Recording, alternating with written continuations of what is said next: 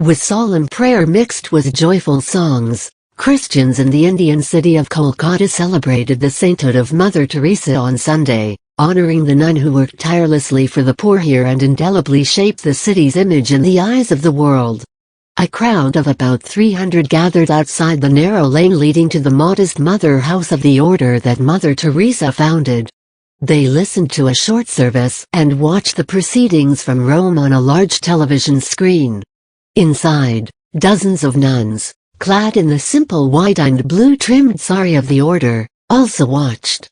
They applauded as Pope Francis read in Latin the proclamation declaring Mother Teresa a saint, and as her photo slowly unfurled over St. Peter's Square, packed with an estimated 120,000 people. Some wept for joy. "I'm feeling so lucky to have witnessed this. I'm overwhelmed," said Sumitra Elizabeth Mindel, 26, a teacher, who had burst into tears. The nuns said they were happy this day had finally come, although, in their minds, the small nun who was being canonized was saintly already. "It's not becoming a saint. She was always a saint," said Sister Nicole, who oversees the order's home for the destitute and dying in a clamorous temple neighborhood in Kolkata, once known as Kolkata. "Now she's just recognized and proclaimed." They came with bouquets and placed them by a photo. The nuns also celebrated a Thanksgiving service in her honor. Towering images of Mother Teresa were on billboards throughout the city, illuminated by lights. The celebrations were muted partly because the city plans its own program honoring her life next month.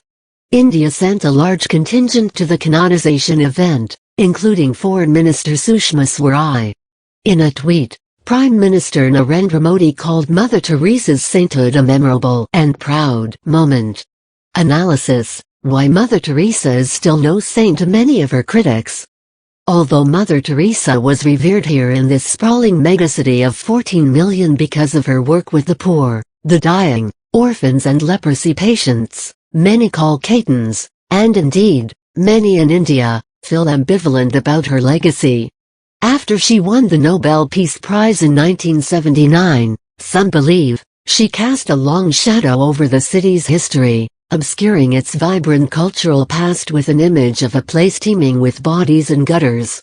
The city of wide boulevards, crumbling buildings and quirky neighborhoods has long fostered some of the most important writers, artists and intellectuals in India, including filmmaker Satyajit Ray and the Nobel-winning poet Rabindranath Tagore.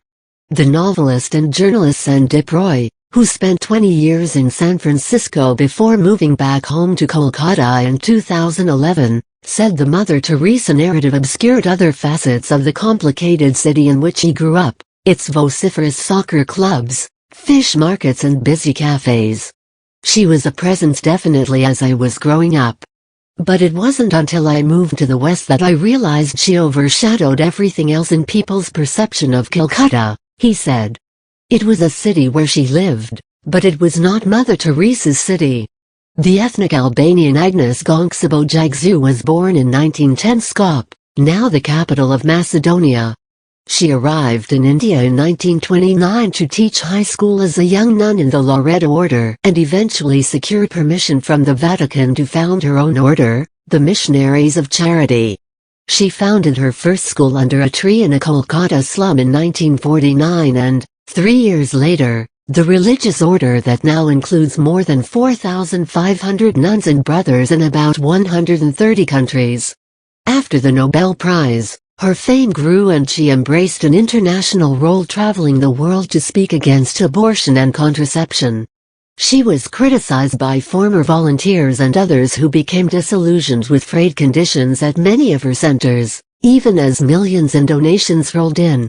She once said, "We are not social workers, not teachers, not nurses or doctors. We are religious sisters. We serve Jesus and the poor. Our life has no other reason or motivation." This is a point many people do not understand. Within India in recent years, the Hindu right wing has accused her of being motivated by a zeal for conversion, a charge her supporters deny. Kolkata artist Sunita Kumar had known the nun since 1967, when she met her while volunteering to make medicine packets for leprosy patients. She went on to serve as Mother Teresa's spokeswoman until the nun died in 1997. She said Mother Teresa was a very much revered figure in the city. Her car would be rushed by those seeking her blessings when she was at stoplights. She also had a sense of humor, Kumar recalled. Once, when passing the Victoria Memorial Hall, the cavernous city landmark built by the British as an homage to Queen Victoria, she leaned over to Kumar and said, "Why don't they give me this monument to house my poor?" On Sunday, Lincoln James Gomez, a 38-year-old Christian, waited with his mother, wife and child in muggy monsoon heat to enter the Mother House, where Mother Teresa lived in a simple room, to pray by her marble tomb. He remembered his mother bringing him as a child to seek the blessings of the nun, who patted his head and lightly ruffled his hair. "Now," he said, "we just want to pay tribute to her." At the first school she founded in the Motijil slum area of the city, which now does after-school programs, boys playing with handmade kites in the trash-strewn field out back were unaware of her legacy. Inside, 13-year-old Joyty Binya scooped water on a statue of the Virgin Mary as the school readied for its own program. "She's becoming a saint so she can finish her work in heaven," the girl said.